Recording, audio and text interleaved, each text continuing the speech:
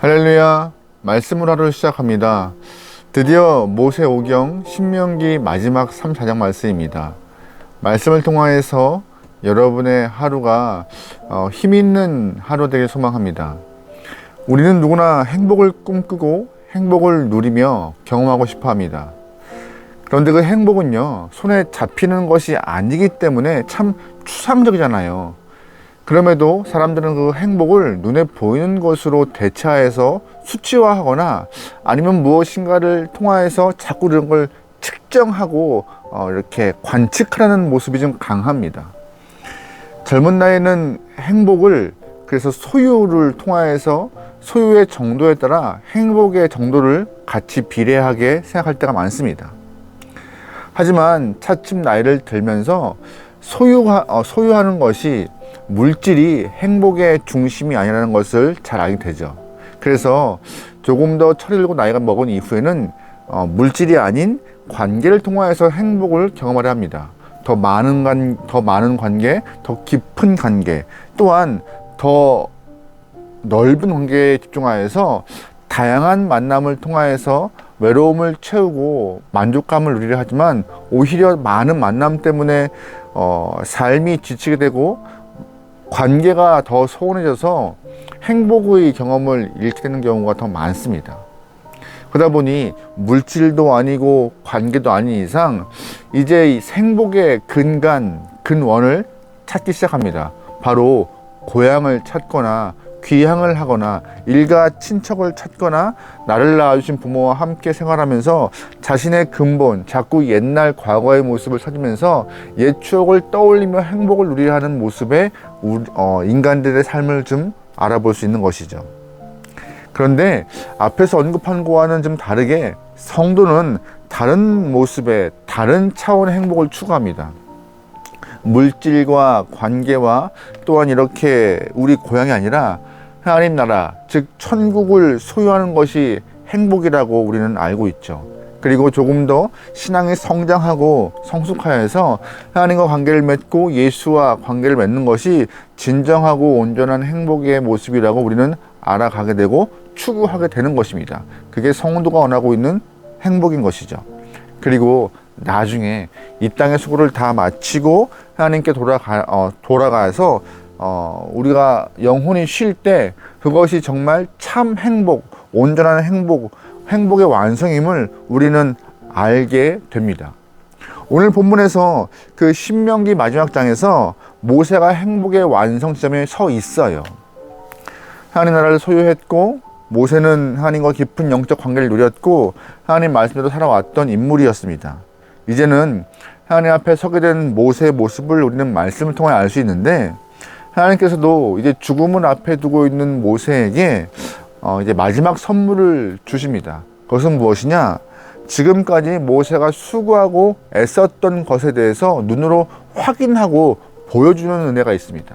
1절부터 3절까지 말씀입니다. 모세가 모압 평지에서 느보산에 올라가 여리고 맞은편 비스가 산 꼭대기에 이르매 여호와께서 길르앗 온 땅에 단까지 보이시고 또 온 납달리와 에브라임과 므낫세의 땅과 서해까지의 유다 온 땅과 네겝과 종려나무의 성읍 여리고 골짜기 평지를 소알까지 보이시고 아멘. 1절 보면 길르앗 온 땅을 단까지에서 보여줬다고 말하고 있고 또한 3절에 보면은 소알까지 보이고 계셨다고 모세에게 모든 것들을 보여주셨음을 하나님 우리는 말씀을 통해 알 수 있습니다. 무슨 의미예요? 모세야, 너는 건너가지 못하지만 이제 이스라엘 사람들이 너의 후손들이 저 땅에 들어가서 여호와를 섬길 것이고 광야에서의 힘듦, 고단함 다 벗어나 이제 자손 대대로 가나안 땅에 들어가서 하나님과 함께 살 것이다. 너는 못 들어가지만 너의 수고한 결과를 모두가 누릴 것이다 라고 이렇게 직접 그 땅들을 하나님은 모세에게 보여주고 있는 것입니다. 사실 모세는 이제 죽음을 앞에 두고 있습니다. 근데 죽음이 없다면은요, 이 땅에서의 육체는 마지막까지 고단함과 힘듦을 안고 살 수밖에 없는 우리의 인생임을 우리는 잘 알고 있어요. 만약 우리가 몸을 쓰는 일을 한다면요, 온종일 노동을 하고 또한 온종일 수고했음에도 돌아가서 쉴 만한 안식이 없다면 어떻게 그 다음의 일들을 계속 할 수 있겠습니까? 불가능한 것이에요. 쉼은 우리에게 복이고, 쉼은 우리에게 다음 스텝을 갈 수 있는 힘을 줄 수 있는 중요한 요소입니다. 하루 종일 수고하고 하루 종일 일하면서 에너지를 다 쏟지만 집에 돌아갈 때는요, 식구들과 함께 식탁에 둘러앉아 식사하며 쉴 수 있다는 생각에 조금 더 힘을 낼 수 있는 것이 우리의 삶이에요. 그만큼 쉼은요, 우리에게 주는 행복의 중요한 요소인데, 모세는 오랜 시간 동안 또한 수고하고 애쓴 날, 이 겹겹하게 쌓여있던 그 수고의 날들이 하나님의 계획으로 완성시킨 인물이고, 또한 이제 하나님으로 시작하여서 하나님으로 마무리하는 정말 신앙인의 본되는 인물입니다. 그래서 이 모세의 죽음은요, 개인적으로 신앙의 후배인 저로서는 안타깝지만, 또한 이스라엘 자손들도 안타깝겠지만, 모세 자신에게는, 개인에게는 영혼의 쉼과 육체가 좀 쉴 수 있는 하나님에게 허락받은 축복의 시간임을 우리는 잘 알아야 하는 것이에요. 우리는 안타깝지만 모세는 좀 쉴 수 있는 시간, 하나님과 더욱더 친밀한 관계로 주님과 함께 있을 수 있는 시간이기 때문에 오히려 축복일 수 있다는 것이죠. 하나님께서 주실 수 있는 마지막 위대한 놀라운 선물이 모세에게는 죽음이었음을 우리는 알아야 합니다. 인간적으로 헤어지면 아쉽지만 오히려 주님과 더 가까이 할 수 있는 그 시간대가 죽음을 통하여서 경험하게 되는 것이죠. 우리도 하나님이 부르시는 그날까지 최선을 다할 수 있는 영혼들이 소망합니다. 각자의 자리에서 할 수 있는 것만큼 땀을 흘리고 애씀을 통하여서 주님께 잘했다 칭찬받고, 하나님께서 모세를 불러서 모세가 걸어왔던 그 길을 보여주시면서 고생했다라고 등을 토닥이는 것과 같이 우리의 삶을 통하여서 주님이 마지막 때 고생했다라고 말을 들을 만큼 열심을 다할 수 있는, 각자의 자리에서 말씀들 행하여서 인정받을 수 있는 귀한 여러분과 제가 되면 좋을 것 같습니다. 그런데 감사한 것은 이 모세의 죽음이 모세에게만 축복이 아니라 이스라엘에게도 또 다른 축복의 모습으로 다가가고 있습니다. 5절부터 6절 말씀입니다. 이에 여호와의 종 모세가 여호와의 말씀대로 모압 땅에서 죽어 벳불을 맞은편 모압 땅에 있는 골짜기에 장사되었고 오늘까지 그의 묻힌 곳을 아는 자가 없느니라. 아멘. 5절에서 6절 말씀 보니까는요, 이제 모세가 모압 땅에 죽었어요. 근데 중요한 것은 그가 묻힌 곳을 아는 사람이 한 명도 없다라고 말하고 있습니다. 이것이 하나님은 이스라엘 백성들에게 주는 축복이에요. 어떻게 축복이냐? 바로 하나님과 이스라엘 사람들이 더 가까이 할 수 있는, 이전까지 출애굽 과정에서 하나님과 이스라엘 사람들 그 사이에 모세가 말씀을 받고 전달하고, 또한 모세를 통하여서 이게 완충 역할을 했던 그런 우리는 모습을 알 수 있는데, 이 모세가 빠짐으로 직접 하나님과 이스라엘 사람들은 계속 관계를 더 친밀하게 맺을 수 있는 상황에 놓여진 거예요. 그래서 이스라엘 입장에서는 더 축복의, 모세가 죽음이 더 축복이 될 수 있는 상황이 되는 것이죠. 그만큼 이스라엘도 하나님을 알 수 있는 기회가 많았기 때문에 하나님을 너무나 무서워하지 않은 상황에서 모세를 제외하곤 한 이후 주님과 직접 대화할 수 있는, 관계할 수 있는, 신앙 안에서 주님을 더욱 따라갈 수 있는 기반이 갖춰진 것이죠. 그래서 이스라엘에도 축복인 것입니다. 또한 반대로 이스라엘 사람들이 모세가 죽어서 그가 묻힌 곳을 모르는 것이 왜 축복이냐?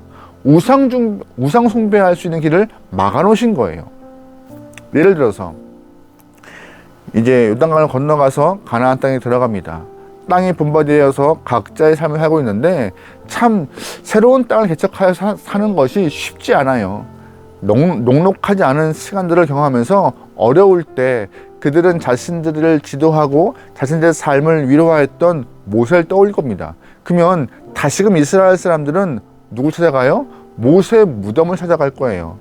요단강을 반대로 건너가서 모압 땅에서 묻힌 모세를 찾아가서 자신의 마음을 이렇게 표현할 것이고 모세 무덤을 치장하여서 모세를 기념하는 일이 발생할 것입니다.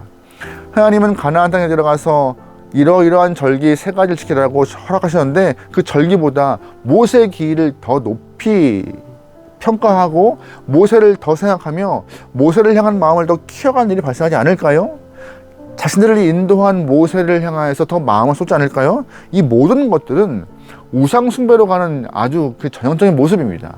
하나님은 이스라엘 사람들이 이러한 모습으로 회개하지 않도록 오히려 모세의 죽음에 대해서, 모세가 죽는 장소에 대해서 아무도 모르게 해놓으신 것이고, 오히려 그것이 이스라엘 사람들이 우상 숭배하는 것으로 가는 죄를 막는 은혜의 모습이라고 우리는 잘 기억해야 합니다.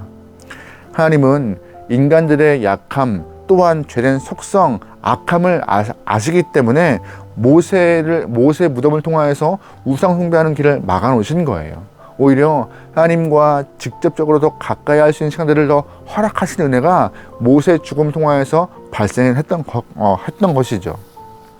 나중에 하사시대가 되면은요, 기드온이라는 인물이 이스라엘 사람들을 이끌어서 위대한 업적을 만들어 놔요. 그 위대한 업적을 세운 기드온을 향하여서 이스라엘 사람들은 우리의 왕이 되어달라고 많이 간청을 하죠.